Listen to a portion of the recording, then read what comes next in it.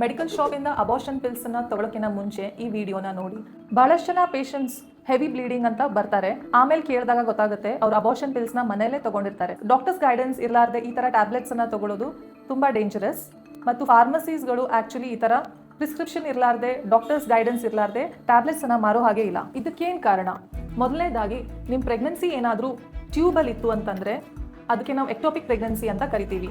ಈ ಟೈಮಲ್ಲಿ abortion pills work ಆಗಲ್ಲ ಹಾಗೂ ನಿಮ್ಮ ಟ್ಯೂಬ್ಸ್ ಒಡ್ಕೋಬಹುದು. ಇದರಿಂದ ತುಂಬಾ ಇಂಟರ್ನಲ್ ಬ್ಲೀಡಿಂಗ್ ಆಗಿ ಪ್ರಾಣಕ್ಕೆ ಅಪಾಯ ಆಗಬಹುದು. ಎರಡನೇದಾಗಿ ಸರಿಯಾದ ಡೋಸೇಜ್ ಹಾಗೂ ಪ್ರಿಸ್ಕ್ರಿಪ್ಷನ್ ಇರಲಾರ್ದೆ ಟ್ಯಾಬ್ಲೆಟ್ಸ್ ತಗೊಂಡ್ರೆ ಇನ್ಕಂಪ್ಲೀಟ್ ಅಬಾರ್ಷನ್ ಆಗಬಹುದು. ಇದರಿಂದ ಇನ್ಫೆಕ್ಷನ್ ಆಗಬಹುದು, ಟ್ಯೂಬ್ಸ್ ಬ್ಲಾಕ್ ಆಗಬಹುದು, ಪೆಲ್ವಿಕ್ ಇನ್ಫ್ಲಮೇಟರಿ ಡಿಸೀಸ್ ಆಗಬಹುದು. ಮುಂದೆ ಅವರು IVF ಲೆವೆಲ್ಗೂ ಹೋಗಬಹುದು. ದಯವಿಟ್ಟು ನಿಮ್ಮ ಫರ್ಟಿಲಿಟಿ ಮತ್ತೆ ಜೀವ ಜೊತೆ ಆಟ ಆಡಬೇಡಿ. ಇಂಡಿಯಾದಲ್ಲಿ ಅಬಾರ್ಷನ್ ಸೇಫ್, ಲೀಗಲ್ ಮತ್ತೆ ಕಾನ್ಫಿಡೆನ್ಷಿಯಲ್ ಆಗಿದೆ. ನಿಮ್ಮ ಹೆಲ್ತ್ ಮತ್ತೆ ಫ್ಯೂಚರ್ ಫ್ಯಾಮಿಲಿ ಇದ್ರ ಮೇಲೆ ನಿಂತಿದೆ. ದಯವಿಟ್ಟು ಸೆಲ್ಫ್ ಮೆಡಿಕೇಟ್ ಮಾಡಕ್ಕೆ ಹೋಗಬೇಡಿ. ನಿಮ್ಮ ಗೈನಕಾಲಜಿಸ್ಟ್ ನಿಮಗೆ ಹೆಲ್ಪ್ ಮಾಡೋದಕ್ಕೆ ಇದ್ದಾರೆ, ನಿಮ್ಮನ್ನು ಜಡ್ಜ್ ಮಾಡೋದಕ್ಕಿಲ್ಲ.